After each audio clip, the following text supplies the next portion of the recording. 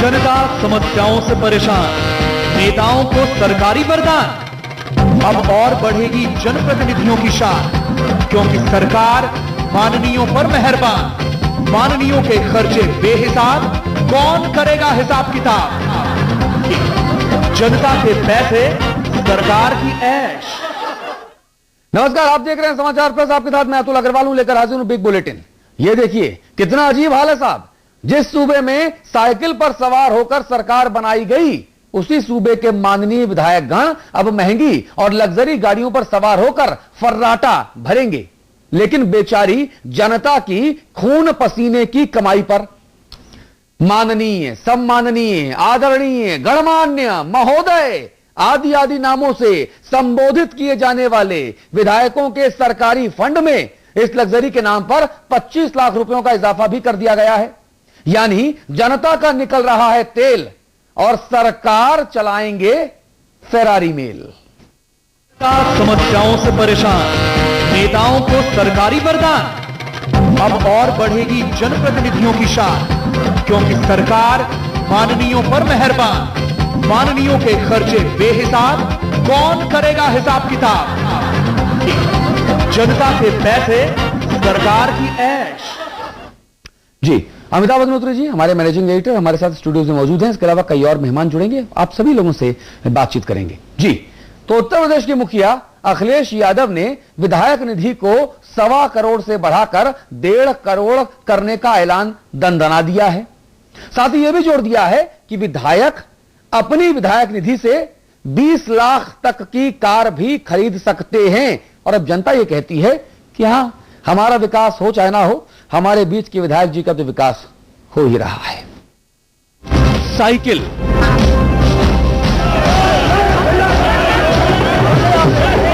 यही वो सवारी थी जिस पर सवार होकर अखिलेश यादव लखनऊ तक पहुंचे, लेकिन अब उन्हें साइकिल रास नहीं आ रही और आजकल वो फेरारी की सवारी के सपने संजोने में जुटे हुए हैं। भले ही जनता के लिए साइकिल की सवारी भी मुहाल हो गई हो, तो क्या हुआ कि आपकी फटफटिया तेल के अभाव में हफ्ते भर से दरवाजे पर खड़ी हो, लेकिन आपके नेताजी अब लग्जरी गाड़ी की सवारी करते नजर आएंगे, वो भी आप ही के पैसों पर। जी हां महोदय, हम आप ही की बात कर रहे हैं, जो अप्रैल में टैक्स देने के बाद जुलाई में बच्चे की फीस की चिंता में डूबे रहे। बात खास आपकी, जो धान उगाने के लिए गर्मी से सूख चुके खेत में सिंचाई के पैसों के इंतजाम में मरे जा रहे हैं। बात उनकी जो हर दिन घर के बिगड़ते जा रहे बजट को संभालने में जुटे रहते हैं। बात आप सभी की जो साल दर साल टैक्स तो भरते हैं, लेकिन बिजली, सड़क और पानी जैसी बुनियादी सुविधाओं से भी महरूम हैं। आप सोच रहे होंगे कि आखिर आपका पैसा जाता कहां है, तो चलिए हम आपको बताते हैं। दरअसल आपका पैसा जाता है आप ही के नेताओं के खाते में, उन्हीं नेताओं के जिनको आपने अपना बहुमूल्य वोट देकर लखनऊ भेजा था। नहीं पता आपकी सैलरी में पिछला इजाफा कब हुआ था, या फिर पिछली बार कब आपके बॉस ने आपको कोई तोहफा दिया था। आपके बॉस अच्छे हैं या बुरे, लेकिन हमारे आप सबके माननीय अखिलेश यादव जी मुख्यमंत्री के रूप में जैसे भी हों, बॉस बड़े शानदार हैं। अब देख ही लीजिए ना, 4 महीने भी तो नहीं हुए और कर दिया सैलरी बढ़ाने का ऐलान। अब आपके विधायक जी की निधि में हर साल 1.25 करोड़ की जगह 1.5 करोड़ रुपए डाले जाएंगे, यानी हर महीने 2 लाख रुपए से भी ज्यादा का इजाफा। इतना ही नहीं, मुख्यमंत्री जी ने अपने विधायकों की सुविधाओं का ख्याल रखते हुए पर्सनल इस्तेमाल के लिए इसी निधि में से 20 लाख रुपयों तक की लग्जरी गाड़ी खरीदने का भी प्रावधान कर दिया है, जिसे आप 5 साल बाद गाड़ी के मार्केट प्राइस पर अपना सकते हैं। और मार्केट प्राइस भी तो साहब लोगों को ही तय करनी है।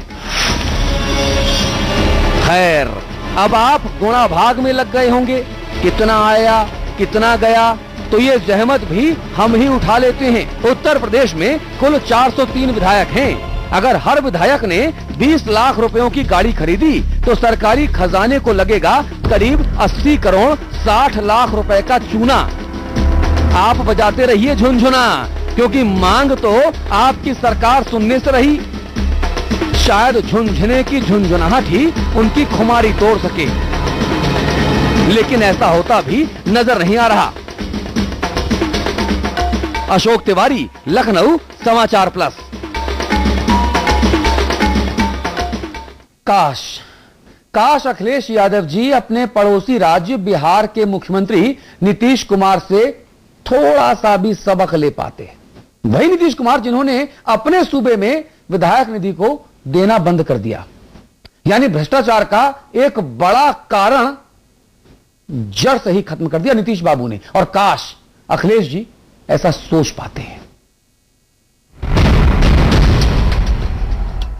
ज्यादा दिन नहीं हुए जब बदहाली और भ्रष्टाचार का नाम लेने पर सबकी जुबान पर एक ही नाम आता था, बिहार। ना सड़कें, ना पानी, ना बिजली, ना रोजगार और कानून व्यवस्था की तो बात ही मत पूछिए। फंड वहां भी था, विधायक निधि, जिसे भरने के लिए सूबे के सरकारी खजाने से बेइंतहा धन निकाला जाता था। सबकी मौज थी जनता को छोड़कर। लेकिन सीन बदला 2010 में जब नीतीश बीजेपी गठबंधन दोबारा सत्ता में आया तो साथ आया एक नया ऐलान विधायक निधि बंद करने का। दलील दी गई कि सारे भ्रष्टाचार की जड़ ये निधि ही है, तो इस निधि को ही बंद कर दो। बिहार के सियासी समीकरण में इस बात की भरपूर गुंजाइश थी कि विपक्ष इस योजना पर हंगामा काटता, लेकिन पक्ष विपक्ष सबको ये योजना पसंद आई और बिहार से विधायक निधि नाम की चीज हमेशा के लिए खत्म हो गई। विधायक निधि के नाम पर हर विधायक को सालाना 1 करोड़ रुपया मिलते थे, यानी सरकारी खजाने से 318 करोड़ रुपया सिर्फ विधायक निधि में ही चले जाते थे। उन पर रोक लग गई। आप सोच रहे होंगे कि उत्तर प्रदेश की खबर दिखाते वक्त बिहार का जिक्र क्यों? सही है आपका सोचना। दरअसल बिहार और यूपी की मौजूदा सरकारों में एक समानता है। यूपी में अखिलेश और बिहार में नीतीश भ्रष्टाचार के मुद्दे को उठाकर सत्ता में पहुंचे। कथित तौर पर यूपी में जनता मायावती के कुशासन से परेशान थी, तो बिहार में लालू यादव के कुशासन से।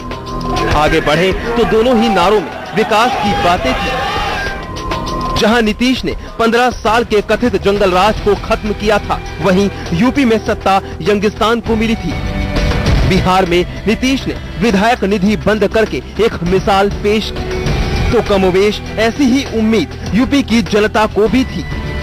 लेकिन ये क्या अखिलेश जी, आपकी दरियादिली के सामने तो पड़ोसी बिहार भी पानी भर रहा होगा। अशोक तिवारी, लखनऊ, समाचार प्लस। और कई दफे तो ऐसा लगता है कि पत्रकारिता छोड़ के नेतागिरी शुरू कर दी जाए, बिना कुछ किए, बिना हाथ हिलाए। बहुत सारा माल ऐसा होता है जिससे कम से कम आप अपना जीवन तो अच्छा कर ही सकते हैं, परिवार के लोगों को भी तमाम तरह के पद दे सकते हैं। आम जनता का जो होता हो सो होता रहे। आम जनता भले ही राम भरोसे रहे, लेकिन अपना काम बनता तो चूल्हे में जाए जनता। शायद ये एक जो है एक शगल हो गया है अमिताभ अग्निहोत्री जी। जनता की परवाह किसी नहीं है, जनता के पैसों पर ऐश हो रहा है, अपना काम बनता चूल्हे में जाए जनता। देखिए, मैं हैरान हूं कि मुलायम सिंह यादव ने इस प्रस्ताव पर अपने बेटे को कोई सलाह क्यों नहीं दी। समाजवाद ऐसे नहीं आ सकता। जिस समाजवाद की लड़ाई मुलायम सिंह जी ने लड़ी, वो समाजवाद और ये आज का फैसला मिसमैच है। सरकार का सबसे बड़ा तर्क के विकास कामों को देखने के लिए और अपने राजनीतिक जिम्मेदारियों को निभाने के लिए विधायकों के लिए 20 लाख रुपए की गाड़ी हो। मैं इस बात से हैरान हूं, 2 बिंदु। एक, क्या 5 लाख रुपए की कार में अगर एमएलए घूमेगा तो विकास कार्य कम हो जाएंगे, और 20 लाख की गाड़ी में घूमेगा तो विकास कार्य तेज होंगे? एक प्रश्न। दूसरा प्रश्न, ये जो निधि है इसका नाम है स्थानीय विकास निधि। ये न विधायक की है न सांसद की है। सांसद और विधायक की भूमिका इसमें रिकमेंड करने वाले की है। इसको नोडल एजेंसी इसकी फिर भी डिस्ट्रिक्ट मजिस्ट्रेट ही रहेगा, ठीक है, जो इसको क्रियान्वित कराएगा। तो स्थानीय विकास निधि से विधायक विकास निधि के लिए उसको क्यों बना रहे हैं आप? ये तो विधायक का विकास हो गया। फिर सरकार ने कहा कि भाई 5 साल बाद चाहे तो डेप्रिसिएशन वाली वैल्यू पर एमएलए खुद इसको खरीद ले या सरकार को दे, वापस कर दे। तब 5 साल बाद उसकी क्या वैल्यू रहेगी ये तो हमको पता ही है जी। 5 साल जब उस पर विधायक जी के चरण पड़ जाएंगे, ठीक है। तो 2 मुद्दे जो है बहुत आपत्तिजनक है। एक, जिस नाम से ये निधि हुई, जिस मंतव्य के लिए ये निधि लाई गई, ये प्रयोजन गलत है। और दूसरा सवाल कि 5 लाख की गाड़ी क्यों नहीं, 20 लाख की गाड़ी क्यों चाहिए? बहुत अच्छा, बहुत बड़ा सवाल है कि 5 लाख की गाड़ी में बैठकर अगर विधायक जी अपने क्षेत्र में जाएंगे, लोगों से मिलेंगे, दौरा करेंगे, तो क्या विकास 20 लाख रुपए की गाड़ी में बैठकर दौरा करने की तुलना में कम होगा? यह समझना होगा। हरपाल दुबे साहब मौजूद हैं, आप उत्तर प्रदेश बीजेपी के प्रवक्ता हैं। दुबे साहब, जो सवाल अमिताभ जी उठा रहे हैं वो सवाल मैं आपकी तरफ उछालता हूं कि 20 लाख रुपए की गाड़ी में अगर बैठकर विधायक जी क्षेत्र जाएंगे तो विकास ज्यादा होगा, या 5 लाख रुपए की गाड़ी में जाएंगे तो विकास कम हो जाएगा? सुनिए, ये जो माननीय मुख्यमंत्री ने घोषणा बुद्धि से परे की है। हाँ। यहाँ क्षेत्रीय विकास निधि से कोई गाड़ी खरीदने का औचित्य ही नहीं है। हाँ। गाड़ी यदि देनी है सरकार को तो वो अलग से ऋण दें। हाँ। और जिससे बैंक के कर्जे को माफ करें और कर रहित गाड़ी दें। तो विधायक जितना हो 5 साल में उसका भुगतान करा लें। हाँ। तो वो निधि का जो पैसा है किसी के बाप का तो है नहीं जी। निधि का पैसा क्षेत्रीय विकास का है। हाँ। और जो उन्होंने घोषणा की है मुख्यमंत्री ने, हाँ। ये तो लगता है दिमाग का दिवालियापन है कि आप 20 लाख निधि का उपयोग करें। 20 लाख निधि का उपयोग यानी फॉर्च्यूनर और एंडीवर गाड़ी लेने के लिए करें। ठीक है। हरपाल दुबे साहब, आप बहुत महत्वपूर्ण बात कह रहे हैं, बहुत अच्छे से समझा रहे हैं। आप कृपया हमारे साथ रहिएगा, फोन मत काटिएगा। देवेंद्र त्रिपाठी जी हैं, आप उत्तर प्रदेश कांग्रेस के प्रवक्ता हैं। त्रिपाठी जी, हरपाल दुबे साहब कह रहे हैं कि मुख्यमंत्री जी का जो फैसला है ये मानसिक दिवालियेपन की तरफ आगे बढ़ रहा है।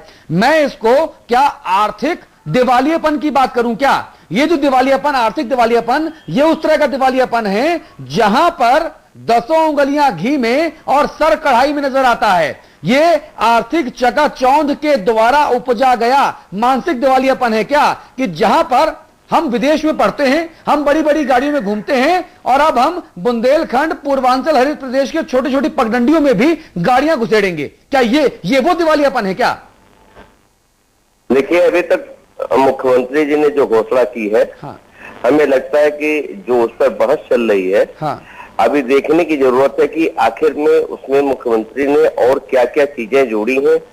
ये किसी सरकारी संगठन के नाम पर गाड़ी खरीदी जाएगी, किसी एनजीओ के नाम पर गाड़ी खरीदी जाएगी? अरे त्रिपाठी जी, पैसे तो खर्च होंगे ही ना। त्रिपाठी जी, सरकारी खजाने के पैसे तो खर्च होंगे ही। आप ए के नाम लो, बी के नाम लो, आप कल्लू के नाम लो, आप पुत्तन के नाम लो। अरे भाई, ये पैसे तो खर्चा सरकार के होंगे ना। सरकार के पैसे यानी हमारे पैसे। पूरी बात सुनिए हमारी जी। अगर आपने सवाल किया तो हमारी बात पूरी सुनिए। जी बोलिए। हमारा कहने का प्रयास सिर्फ यही है कि अभी इस पर और बहस होगी जब पूरी बात खुल करके सामने आएगी कि आखिर में उनकी घोषणा में क्या क्या चीजें हैं। हाँ। तो ये बड़े बहस का मुद्दा बनेगा। हाँ। क्योंकि इसमें जनता से भी जुड़ी हुई चीजें हैं कि उनके द्वारा चुना गया प्रतिनिधि और उन्हीं के बीच में वहाँ विकास में से जो पैसा जो उनके क्षेत्र के विकास के लिए होना चाहिए, हाँ। वो माननीय विधायक जी के गाड़ी पर अगर खर्च होता है, हाँ। तो उसके पीछे का तर्क क्या है, ये जब तक पूरी बात समझ में नहीं आती है, पूरी बात सामने नहीं आती है, क्योंकि इसमें कहीं न कहीं माननीय विधायक द्वारा उस गाड़ी के उपयोग के बाद जनता अपना अपमान न समझ ले ये बहुत सारी चीजें हैं। आप सभी लोग रहिए, आप त्रिपाठी जी माफी के साथ आपसे निवेदन है कि अगर सवाल मैं पूछता हूं तो आप उसका संक्षेप में जवाब दें, क्योंकि ये टीवी का मंच है, ये जनसभा या मीटिंग स्थल नहीं है जहां पे लंबे लंबे बातें बोलें, क्योंकि यहां पे बोलने के लिए बहुत सारा होता है, सुनने के लिए भी बहुत सारा होता है, और बहुत सारे लोग ऐसे होते हैं जो बहुत सारे लोगों को सुनना चाहते हैं। त्रिपाठी जी, इसलिए मैं आपको माफी के साथ रोक रहा हूं। हरपाल दुबे साहब, आपके पास मैं आना चाहता हूं। मुझे बताइए, अचानक से कांग्रेस पार्टी वो राष्ट्रपति चुनावों के वक्त समाजवादी पार्टी सरकार को लेकर क्या जरूरत से ज्यादा सॉफ्ट नजर नहीं आ रही आपको?